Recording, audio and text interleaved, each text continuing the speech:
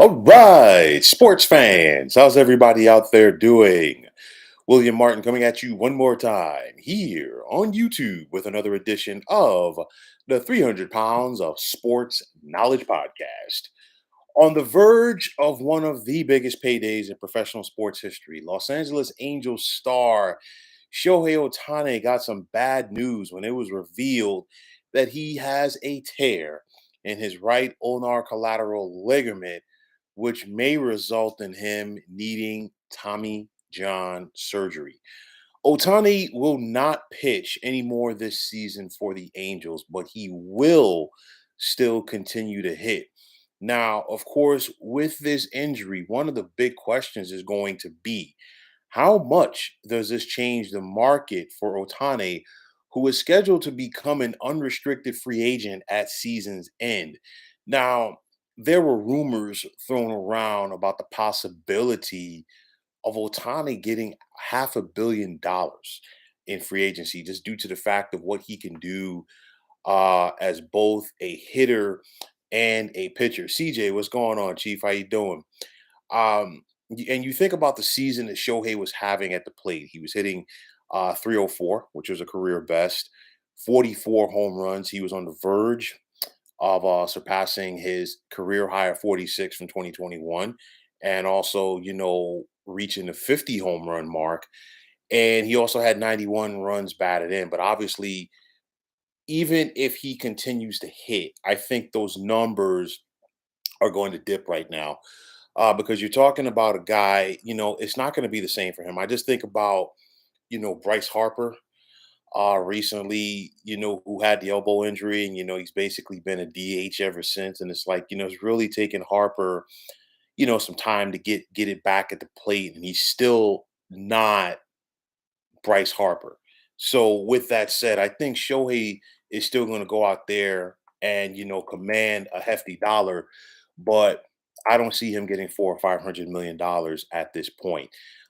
For the Angels, from their standpoint, this was a very tough break because the Angels were very active at the trade deadline. Now, there were some people who were saying, you know what, the Angels should have been sellers, and because the possibility of Shohei not returning for next season, and they could have had an opportunity to get some assets back.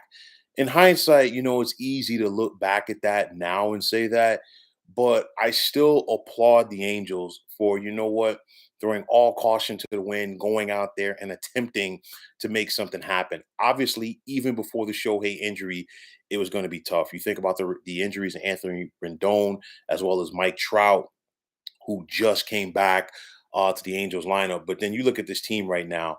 Los Angeles is 61 and 67. They came into play today. Obviously, they're off, but the 12 games behind the Texas Rangers for first place in the American League West. They're not catching Texas. They're also 10 and a half games behind the Houston Astros for the final wild card spot in the American League, as their playoff hopes are on life support. We got about 5 weeks to go in this season. There is no way that the Halos are going to make up that ground. And I'm with you, CJ. It's a shame for Shohei because he was going to be a guy that he could have easily gotten. He was going to easily get $400 million. It was just going to be an interesting tidbit to see, how much the market was going to be pushed for him. And I still think that there is going to be a market for him. And because of that, will Shohei and his representatives just decide, you know what, in a couple of weeks to shut it down with an eye towards 2024? I do see that happening because I think what is probably going to happen at some point, Shohei and his team are going to get together. I think, and when I say his team, his representatives, not the Angels, and I think what's going to happen is they're going to shut this thing down. They're going to have the surgery, and whomever goes out there and wants to have his services for next year in the coming years, they're probably going to have to accept the fact to say, hey, he's going to be gone for at least half of 2024. He's not going to pitch next season. He can hit. And obviously, there's going to be an eye towards getting him, on track, for all facets of the game come 2025.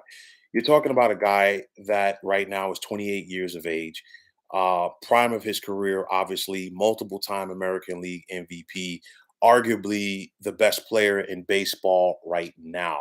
So there's definitely going to be a market for him. It's just a matter of how many teams, are going to be in the mix for that.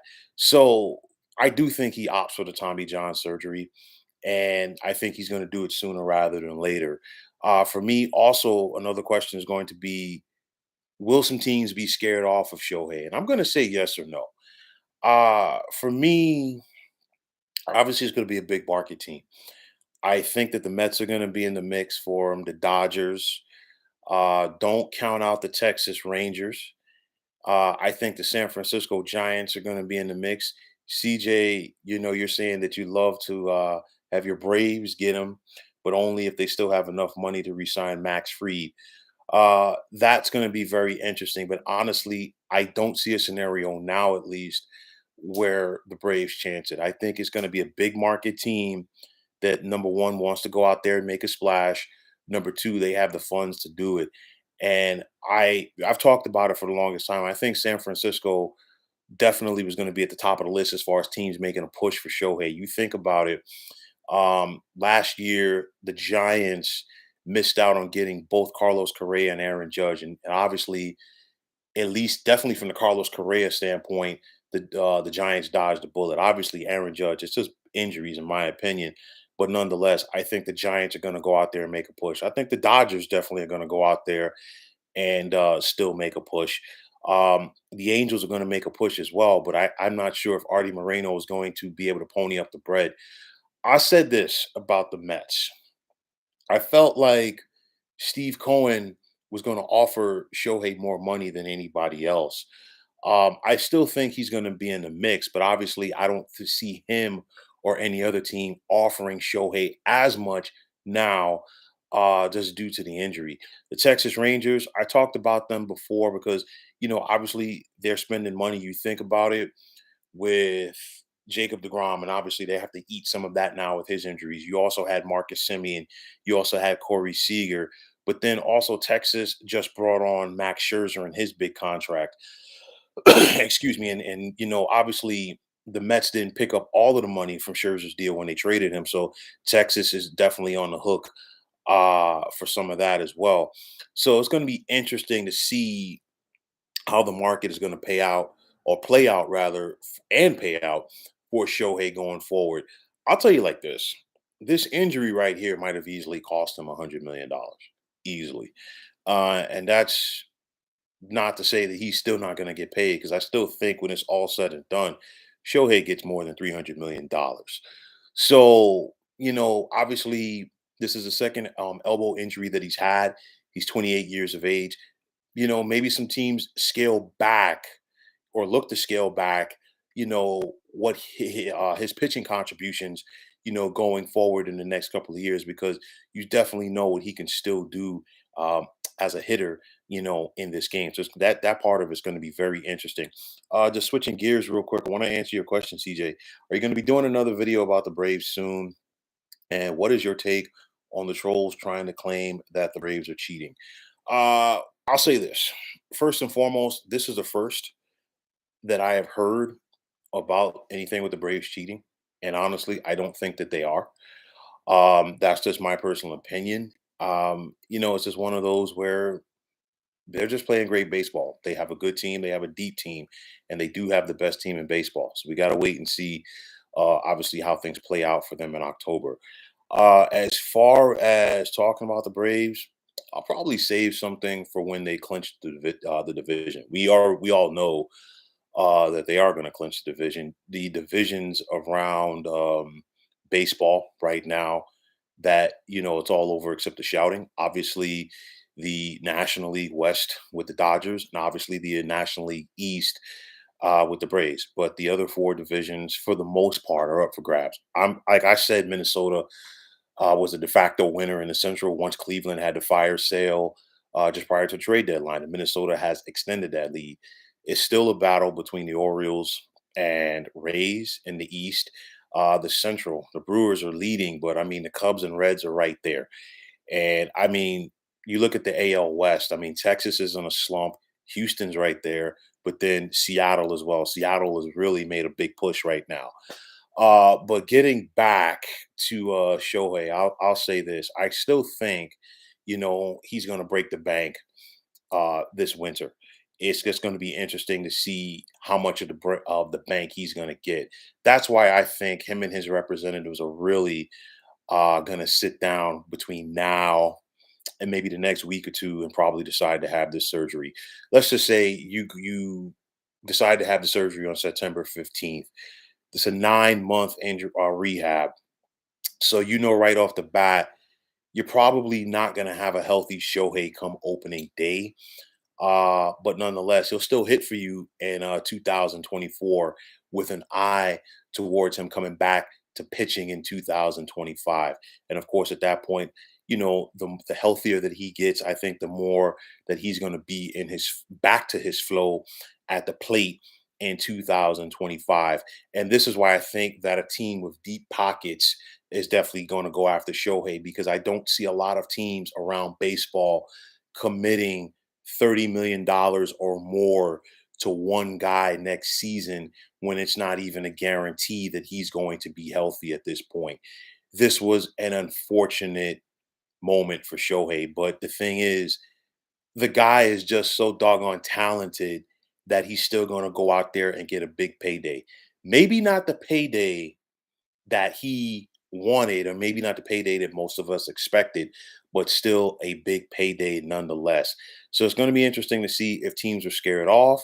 It's going to be interesting to see how much teams are going to pay, and it's going to be interesting to see how long it's going to take for Shohei to get back to that MVP level. We just got to wait and see.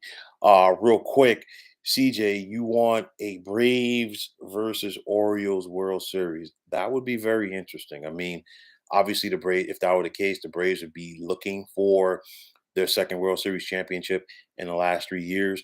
While if the Orioles were to get to the Fall Classic, it'd be their first time there in 40 years when they beat the Philadelphia Phillies to win it all.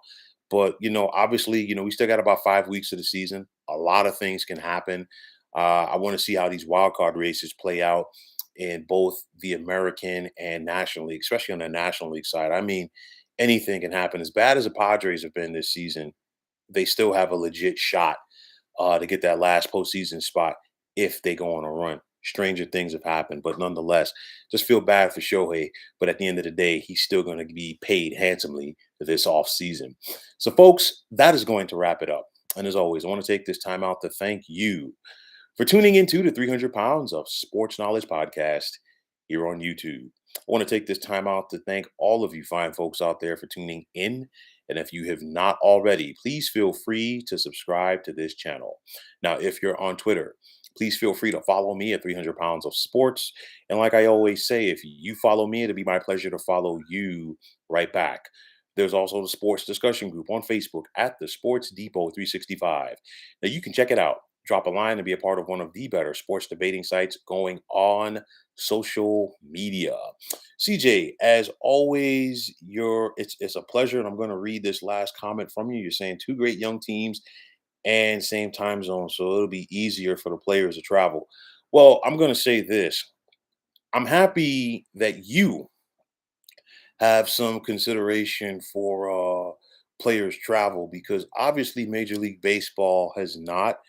I have expressed my displeasure all season long as far as, this quote unquote balanced schedule, if you will. And all it's caused is having teams travel around the country more than they need to. I really feel that, they should go back to, having the 19 game format between the divisional opponents, because I feel that, it takes away from the tight races coming down the stretch. I mean, wouldn't it be nice? Right now, you got Baltimore and Tampa so close in the East. Wouldn't it be nice to see them, facing each other more down the stretch? Or what if it's a wild card scenario for either league? And now you got to face a team from the National League or the American League, And, it's a scenario where, hey, how about if it was a better scenario where, let's say, that last spot comes down to the Cubs and Reds, and now they get to slug it out. But instead, you got the Cubs, dealing with having to face the Rangers, or you have the Reds having to worry about having a series, you know, with the Kansas City Royals. It's one of those where it takes away from all of that sizzle, in my opinion. I think more instead of the balanced schedule, have more teams play each other from your division, and also scale back on the interleague games as well.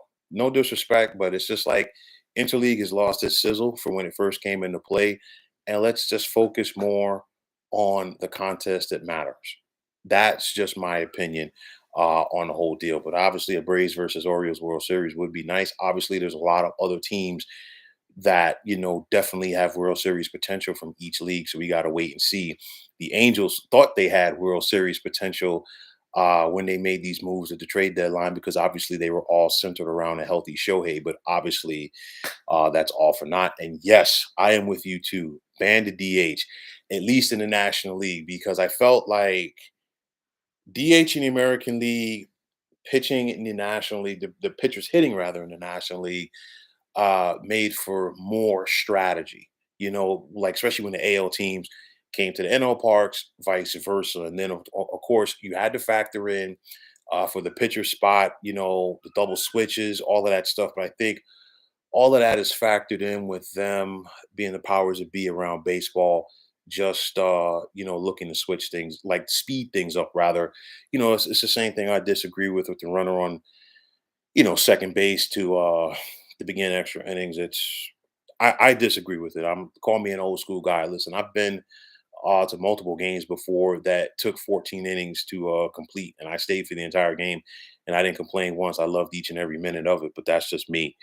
And I trust me, I could go on about that stuff forever. But once again, fine folks, my name is William Martin. I'm signing off, saying thanks once again for tuning into the 300 Pounds of Sports Knowledge podcast. Y'all be good. And as always, CJ, thanks again, man. Be well.